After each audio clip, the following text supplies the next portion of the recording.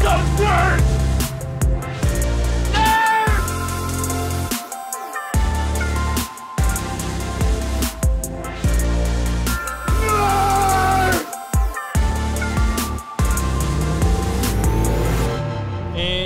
Welcome to a brand new edition of Pit Nerds, your daily nerd on the most interesting car of the day from all the automotive enthusiast auction site. Look at my partner, Mr. Robot Michael Deeb over there in San Francisco, as well as myself. Hey, look at me. My name is John Polnik.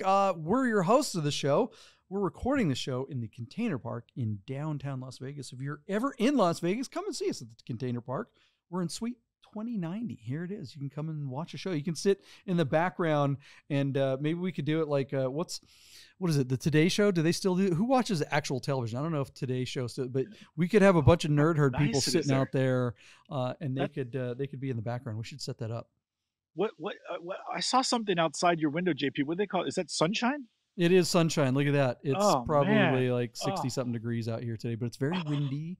There's your weather report for those of you who tune in for the Farmer's Almanac edition of the Bid Nerds.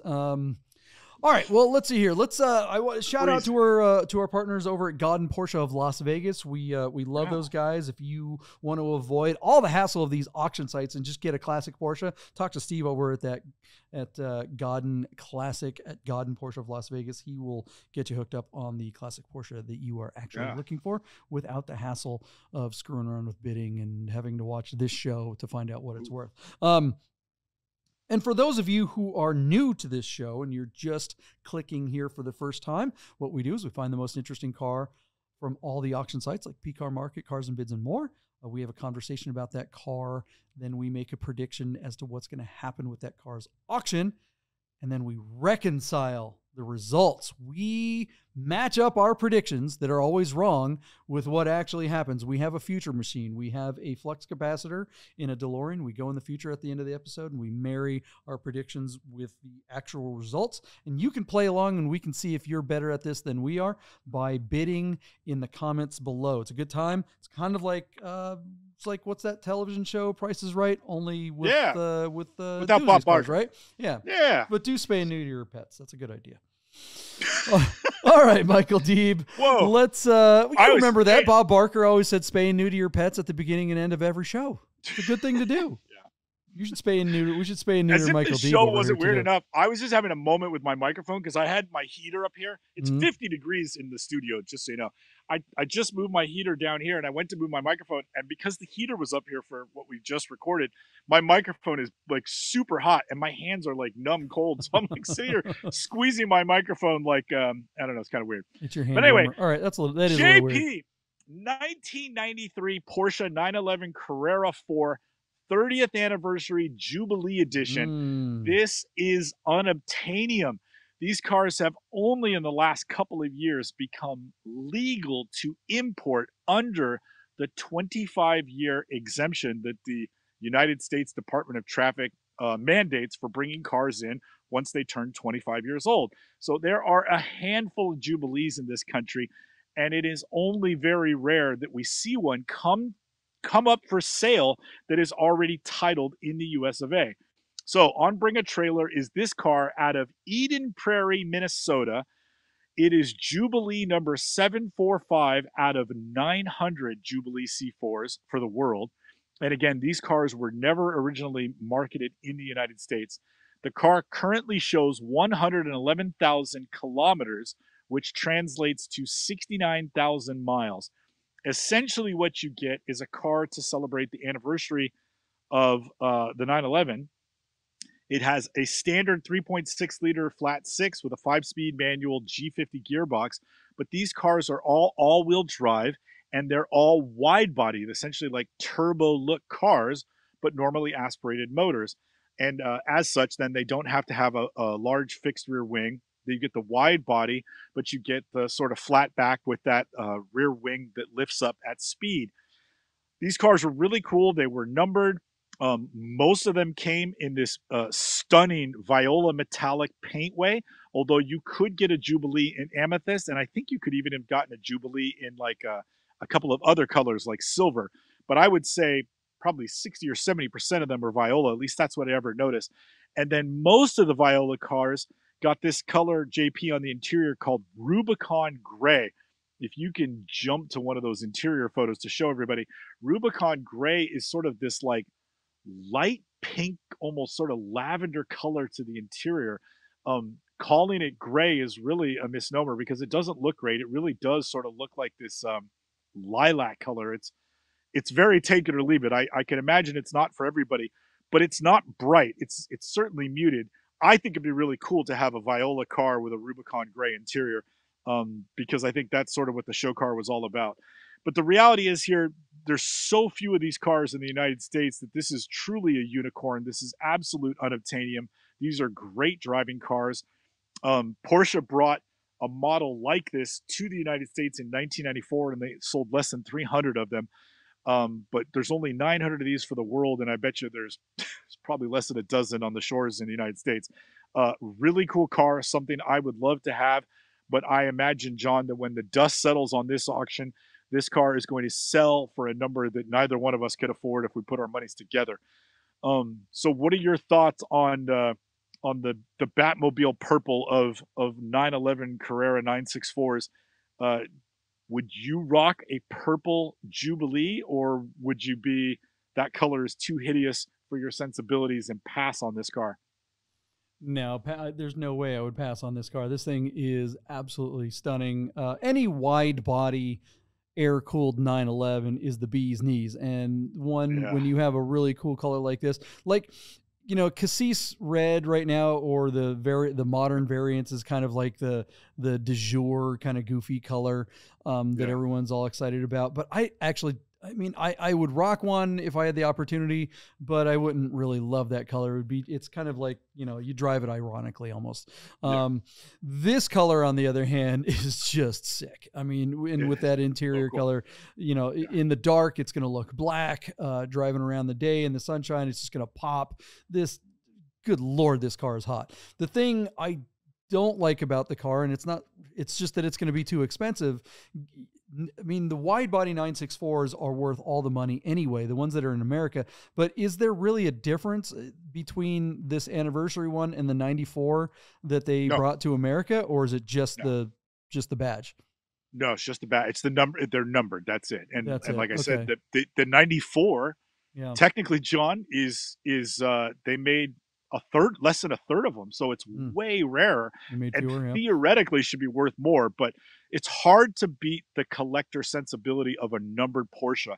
And the great thing that Porsche did was number these cars. I wish they just would have numbered the 94s that they brought in here. They think they made, God, I can't remember. I think it's like 268 or 286. It's like some version of those three numbers, but it's like less than 300. If they would have numbered the 94s, those cars would be stratospheric. They're already expensive. Yeah, but I'm glad really that they didn't, because it's possible to get one. I mean, the 94s in America are a couple $100,000 or better.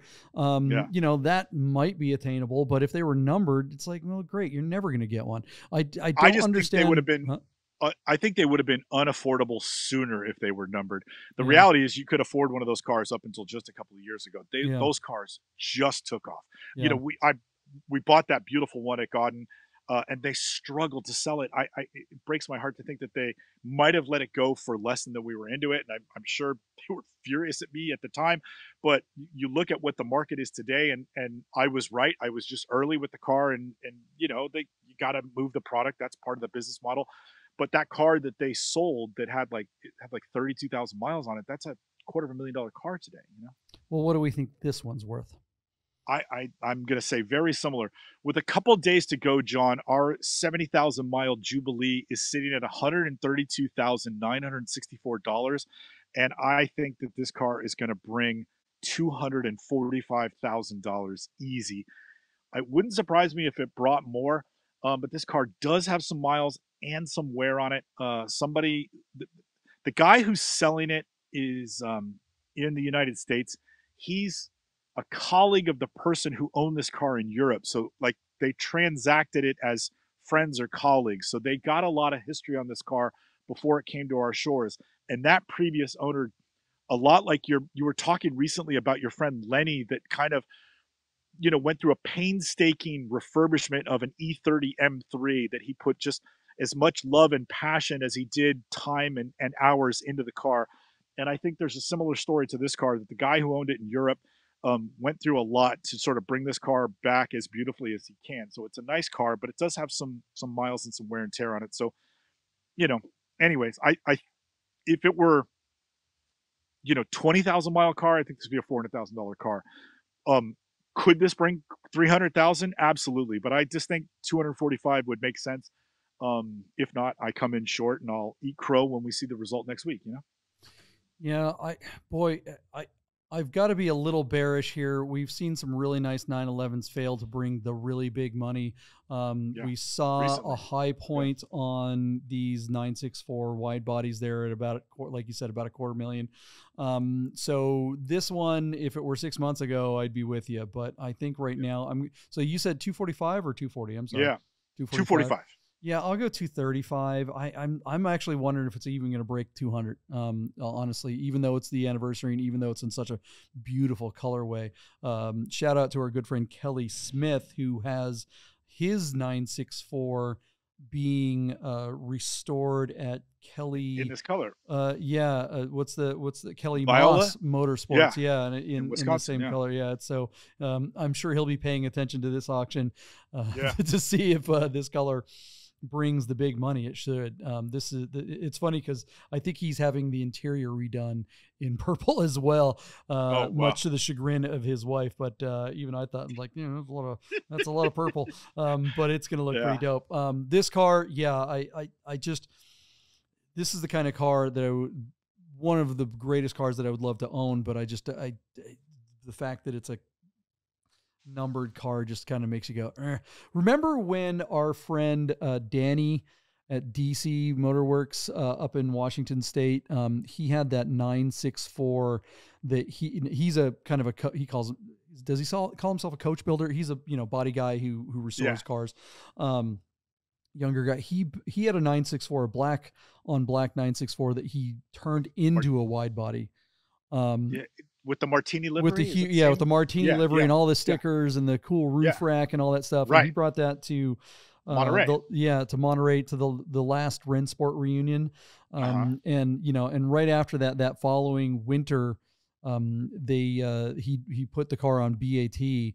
And that was before everything took off. And I remember him getting, that car probably had like 180,000 miles on it, but he got like $90,000 for it on BaT. And everyone was like, what? It's not even a real wide body. But that was when 964s, that was like somebody lit the candle under 964s, particular wide bodies. And the fact, could you imagine? That car was so awesome. That was the car that you wanted to buy because it was a C2 wide body 964. It's like, man. The attention to detail on that car was pretty spectacular. Yeah, and his work is spectacular. So, whoever got that car, boy, I wonder if that car would bring like $150, given that it's a quote unquote fake one. What and how big the delta is between that and a real one. $100,000 or plus to get a real one. Yeah. Anyways, what do you guys think of our bids? Do you think we're right on the money? Do you think we're way off? Do you think this car is going to bring way more? Is it going to break $300,000, or is this thing not even going to make 200? Now's the time to plug in your bid to see if you're better at this than us. And we're going to fire up the flux capacitor and go into the future and find out what happened with this car's auction right after this. Stick around. Hey guys, I gotta tell you about our friends Godden Porsche of Las Vegas and Godden Classic. If you're looking for a new Porsche or a classic, you gotta call our friend Steve at Godden. This guy. 1989 linen gray metallic G50 cab. Is that gonna be for sale? It is gonna be for sale.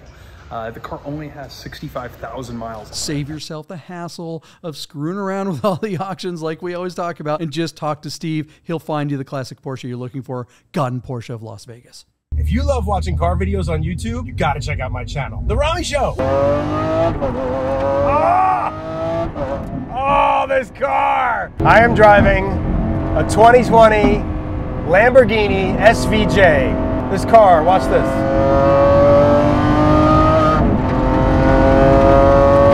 Oh! 115 mile an hour turn like it's nothing. And we're back to the Bid Nerds. Thanks for sticking around, guys. All right, if you're sticking around, it's because you want to know about the auction results of this beautiful wide-body C4 Jubilee in the 964 variant. Before we get to that, I just want to give a shout-out to all our friends over at God and Porsche, and more importantly, our fans, the folks who have been watching this show. And, thank you.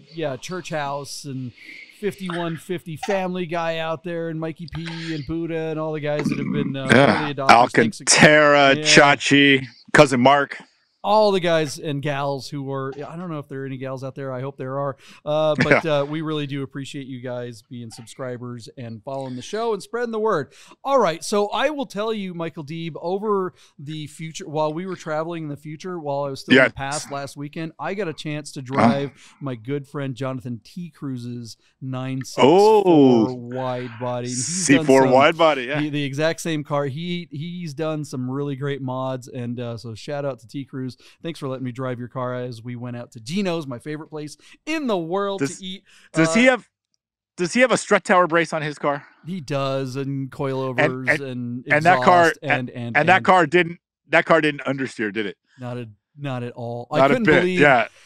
What a difference, right? It's crazy because I own a 964 C4, but it's a cab.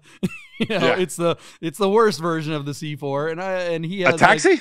It's hard to believe that the same damn car with the same powertrain has. So if I could get mine to be half as good as his, I'd be a pretty happy camper. All right, enough about all that. What happened with this car? Tell me all about it. So JP, here, our car transacted on Bring a Trailer over the week, and you and I we kind of outkicked our coverage. So I went $245,000 thinking that this is a numbered car that was never brought to this country in a wild paint scheme, the Viola Metallic.